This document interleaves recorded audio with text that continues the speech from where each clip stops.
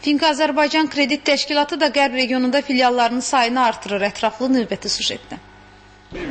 Bugün Finka Azərbaycan Kredit Təşkilatı Goranboy filialının Göygöl və Dəli Məmmədli sub ofislərinin yeni ofislərinin açılış mərasimlərini keçirib. Açılış tədbirində Finka Azərbaycanın direktoru Maniş Sane və digər rəhbər şəxslər, yerli icra hakimiyyəti orqanlarının nümayəndələri, Save the Children Beynəlxalq Təşkilatının koordinatoru və digər maliyyə təşkilatlarının mütəxəssisləri iştirak ediblər.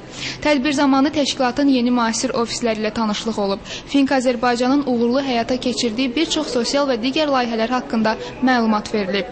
Həmçinin qeyd olunan filiallar ilə uzun müddət ərzində əməkdaşlıq edən müştərilərə təşkilat tərəfindən hədiyyələr təqdim olunub.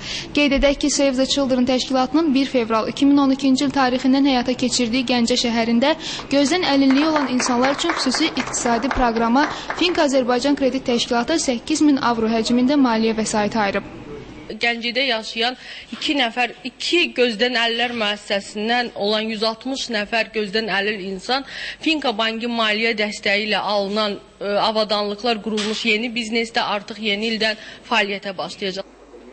14 il Azərbaycanda fəaliyyət göstərən Finka Azərbaycan ölkə ərazisində 29 filial və 35 market ofisi vasitəsilə 135 min nəfərdən artıq müştəriyə maliyyə xidmətləri göstərir. Finka Azərbaycanın ümumi kredit portfeli 150 milyona yaxın dollar təşkil edir.